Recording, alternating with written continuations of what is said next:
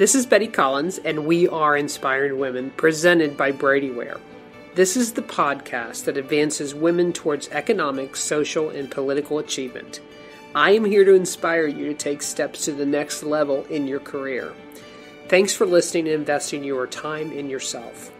More about inspiring women in this episode can be found at bradyware.com/resources.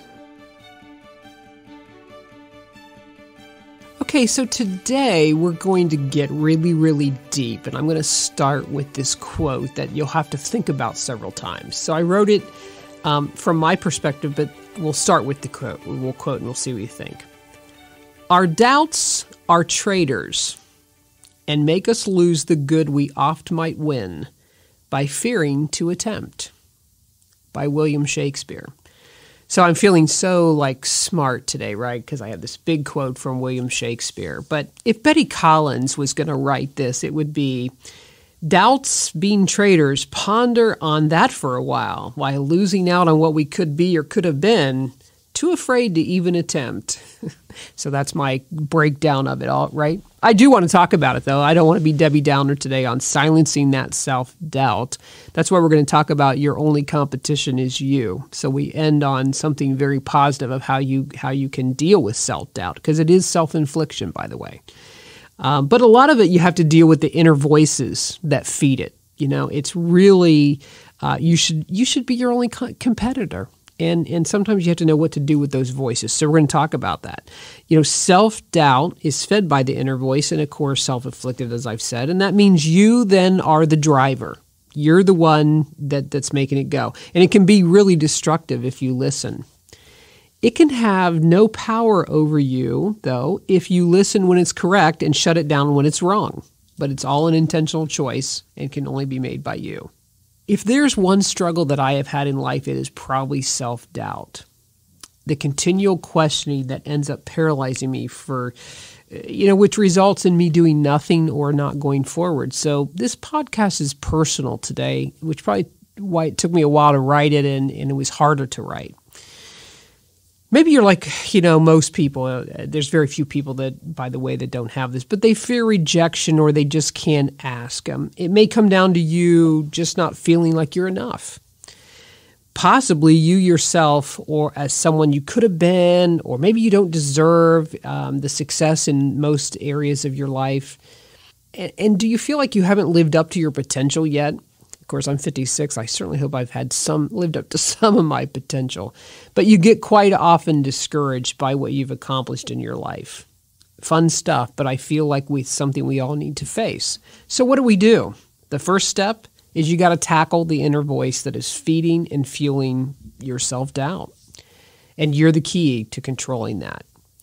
So here are a few things that I came up with that have worked for me for sure in this area. You have to stay strong and be resilient even in the tough days and your rough times. You know what? Life is just not always easy and it's not always simple. Sorry. And it is true that life is like a box of chocolates. You just never know what you're going to get. So you've got to stay strong and be resilient. As my daughter Erica would say, cry about it, Mom. And we laugh, but she's right. You've got to handle criticism and the negative people who lash out at you in a more kind of understanding and level-headed way. We're all fortunate enough to have that one person, right? You know who they are, right? Maybe you are that person. I don't know. But when someone's really negative and critical, they can create a lot of self-doubt. And man, your inner voices will hash that over and over again, like all of they're saying is true and all of it's right. And it's exhausting, especially when that happens around 3 a.m. So instead of just believing everything that they say, or you can think they're crazy and ignore them, you got to handle that criticism by a quick assessment, like immediate, which means you have to realize it's there. But you have to get input from others sometimes, and then you either thank them for helping you see the light and you make necessary changes to be better, because sometimes criticism is necessary in your life, or you just ignore them and smile and move on. Detox is sometimes necessary, but not always realistic in your life. Some of those people are around, and maybe removing them just isn't an option.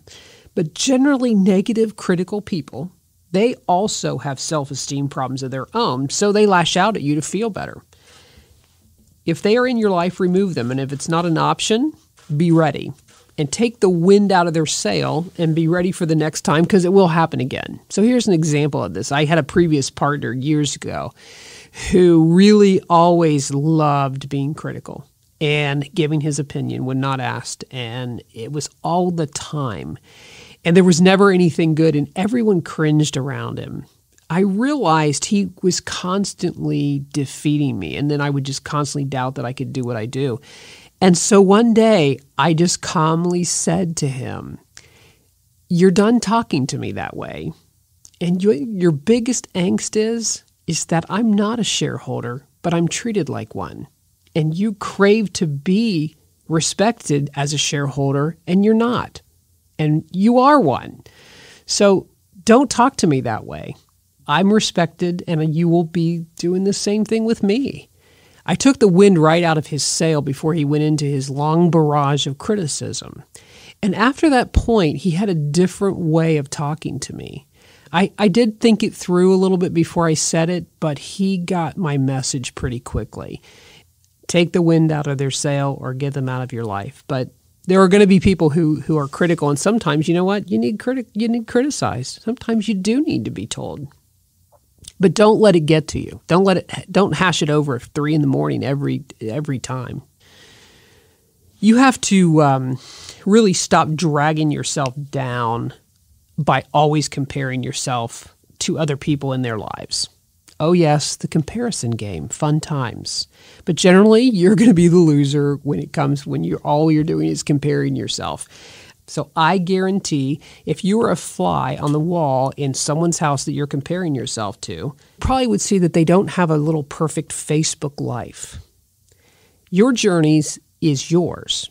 Your goals are yours. Your pursuit of happiness is yours and on your terms. And it's not just on coming up with someone else's life that you want to just put onto your life, right? Just because they have whatever it is that you think is great, or just that they are, it must be nice because that'll get you nowhere except a lot of conversations and inner voices talking about what you don't have and just, again, creating self-doubt. Give energy to no one but you. And the best thing you could do when you're comparing yourself is stop and maybe celebrate successes of those around you. We have lost that ability today. Success kind of is this bad thing sometimes, or it's like, well, it's not fair, and how are we going to balance that? I would tell you, envy is the first step to comparison, which always results then in that self-doubt. You got to become more assertive by simply saying no. We don't do that well, do we, ladies? But saying no to things that are going to add to your self-doubt or take away confidence or take from you moving forward. Let go, say no, and have no regrets. Move on with it. And I've had to do that with different things in my life, and there's sometimes just a huge relief when you do that, and it's okay. Here's the fun one, and I'll talk about this: replacing perfectionism with healthier and happier habits. They will probably help you get through things a lot better if you're not a perfectionist, and it'll remove that anxiety and stress. Perfectionism to me, I think of, I got the A+. Did you need the A+? Was it worth it? Did anybody care? Probably not, maybe. Being perfect just makes you tired. And at that point, self-doubt kicks in. And believe me, those inner voices are having a blast. They're just having a blast bringing you down about it. So something that I can relate to back when I took the CPA exam, and I see it today, is you have to get a certain score in the CPA exam to pass. And the first time I took it, I passed tax. I never prepared a tax return in my life. So I thought, well, if I can do that and pass that, I mean, I can get through this. And so I took, but I had to pass more than one part, so it didn't count. So I took it over again, took all 4 parts, and guess what? I got 72, 73, 74. You had to have 75. And so a lot of self-doubt. Am I ever going to get through this? Am I ever going to do this? And somebody had really wise words to me and said, you know this stuff. You just need to know how to take a test. And I just went, oh. So I took an actual class on how to take the CPA test. And I went in, passed 3 parts at one time, and then did the last part as just on my own. And no one has ever asked me my score.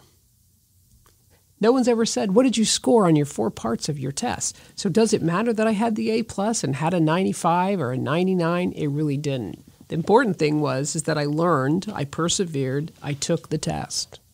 So sometimes that perfectionist gets in us and the self-doubt, and then I could have just given up on the exam because it's a brutal thing to go through. So here's another thing. When you don't achieve everything, all right, you might even fail.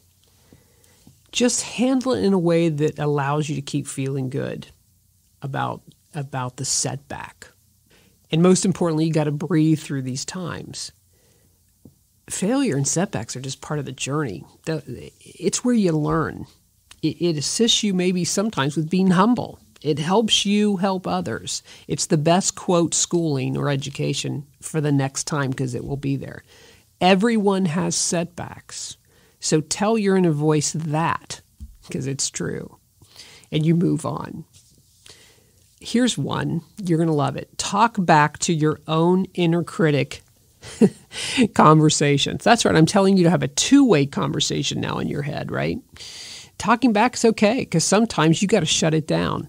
You'll be amazed if you journal your thoughts. Some people go, I'm not journaling, get over it, I'm not doing it. Go back and read them and you'll be amazed at where your mindsets were. When I went through divorce, I journaled a lot at that time because there was a lot of doubt and there was a lot of negativity and critical and self-esteem issues, obviously, related to divorce. And I journaled, especially because it was like when I knew I was in that frame of mind, I just did that. Well, eventually, I got through divorce and came out on the better end and did really, really well. And one day I was cleaning and found all those journals. And I started reading some of that stuff and I went, oh my gosh. And then I burned them all because I thought, somebody finds these journals, it's going to be a really bad day. But it was something that helped me stop the inner critic because I would write it down, I would get it out, and then I wouldn't hash it over and hash it over. So I would challenge you, even if you don't want to journal and you're not going through divorce, it's just day to day. If you were to start today, start counting the times you're being critical or doubting yourself or saying something negative, you'll be amazed. You'll track it every time and you'll go, okay, I got to change this habit. It does create self-doubt when you're that way. The last thing I'm going to cover, and I could go on and on about things that cause self-doubt, I just felt like these were the ones that applied mostly to my life, is, you got to lay off and overcome being the most critical, the thing that drives your self-esteem down. And it's about those habits, how we look. Well, you know what? Maybe being a size 2 isn't all that, okay? Because you don't get to eat. I don't know. We overthink. We overthink things way too much sometimes, and it just takes the joy out of the everyday. You got to stop beating yourself up and pushing yourself to places where you may not come back, when you get in those frame of minds. You just may need a good mentor to get you your perspective. I've done that off and on in my career because I get mired down. I just get mired down. I talk every day to a person, not every day, but most days we talk on the way home from work, and we always kind of just vent our things that happened that day or laugh through it, or I get perspective. And it's good for me. That's called informal mentoring, and you kind of have that. But I would challenge you to really look at formal mentoring. A great organization for that is the WSBA in Westerville. They do a fantastic job of connecting the right person with you. You also just may need to get professional help sometime. It's okay. I've had to shrink off and on my entire life because there are just times I can't get through that self-critical, that self-esteem pushing me of I should be this and I should be that. If you had a bad physical issue, an infection, or something, you go to a doctor. So if you're mentally not having clarity and perspective, I would tell you a good counselor is a great way to go. Been there and done that. So you start by tackling the inner voice, and I've tried to go through some things that kind of feed that inner voice, that constantly keeps those conversations. And you got to shut it down as soon as it creates self-doubt. Sometimes you got to listen to it because it's maybe right. Many times I've had the aha moment, right? And I've had this aha moment many times, I should say. The only competition is you, Betty Collins, period. So if I'm going to really not be held back by self-doubt and insignificance or whatever it is. I've got to trust myself to handle it. I'm pretty capable. And if I look back on the things I have handled and the things I have driven and the things that I have gotten through, I can trust myself. You need to look at the same way. You've had times where you've just done it. You know what you're doing. You've got to discover your factual strengths and your weaknesses. We are not good at everything, period. You don't know everything, period. But just because you have a weakness doesn't mean you cannot be competitive and do the things that you want to do in your life and in your career. Instead, I would tell you to focus on what you should do. So my world is an accounting world, and it's a world full of tremendous amounts of really good technicians because that's what we do. We have to have those people. If you had me go and do auditing all day long and read the general accepted accounting principles, and you had me do proposals to change SARs, I would be horrible at it. You would fire me. If you wanted me to do things like be a business advisor and coach you and tell you what your tax return means and give you strategy, I'm your person. So those are my strengths. And even though I'm surrounded by people that struggle with those things, I'm really surrounded by people who can really do technical things. I can't get wrapped up in that. So discover what your strength is and seize on it. And everyone has weaknesses, but don't try to improve something that you're probably never going to improve. Cultivate more compassion and understanding for yourself, the people around you. So I'll never forget this experience. I went to a client years ago. When I got to this client, he was the business director, and I went in his office, and he was definitely this bean counter. You had to see his office. He had green ledger papers stacked and printouts and calculators, you had to just see. It was a typical accounting. He probably had a pocket protector on full with pens. But what was interesting, I always thought he was hard to approach. And at this job, everybody had a card, and it was stood out right in front of their desk. It was probably an 8 by 10, 8 by 11, whatever the standard size is, and it was in a frame. And it said, "This is how you need to approach me." And it gave you 3 things. And it was interesting because all of a sudden I realized he doesn't want to do accounting right away. He wants me to ask how his dog is. He wants me he wants to hear about my family. He wanted a little personal before we got right into accounting. So it was interesting because on the phone when I dealt with him, we were all accounting. I get to his office, and his office is full of pictures of his family and vacations, and then I'm seeing how he wants to be approached. And I learned with that to have a little bit more compassionate understanding of who I was dealing with. And then I didn't have somebody who I just thought was a critical accountant, wanting to change something that was $10 and would drive me crazy. So those are things you need to look at. Find your most important dream and set your goals. Stay with effective strategies. Those are things we hear. There's so much self-help out there. But, dreams and goals come in different sizes. So when you find them, keeping it simple and being realistic is the best way to get to the untapped stuff in your life and potential that you have. So for me, I've been in accounting since 1988, and I didn't really start getting into some of those untapped potential things, strengths that I do well until I came to Brady Ware. This podcast is a result of that. Running a women's initiative is a result of that. Being out there, and my complete dreams and goals have shifted and totally changed. And I enjoy it so much more. And the self-doubt just isn't there because I'm more engaged in those simple things that I'm seeing because I had all this potential I didn't know was there. Stay on course.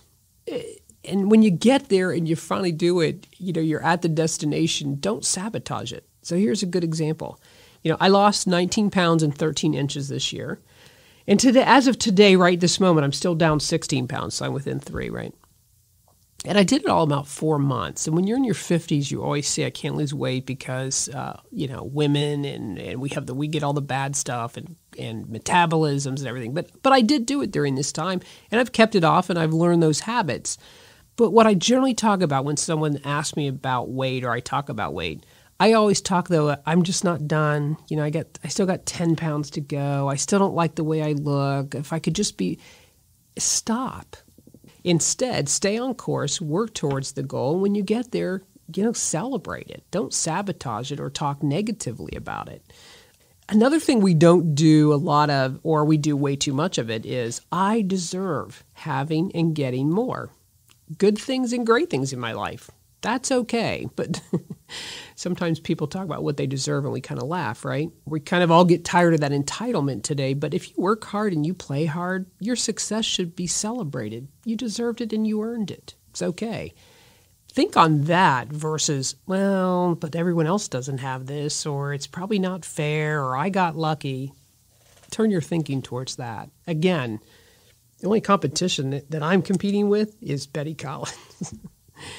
And simply stop feeling lousy or negative about yourself. Nobody likes a Debbie Downer. Figure out happiness. My mom always said, and she had this on her bulletin board in the kitchen for years, false cheer is so much better than real crabbiness. And that's just a better way to live sometimes. You can't just ignore things in your life, but sometimes you just have to do that. Get some clarity, get some perspective, and let go of how you think you should be, and embrace really who you are, deep down. Do not let self-doubt take away from you, and don't let it take from your desires and dreams. And remember, your only competition in life and in your journey is you.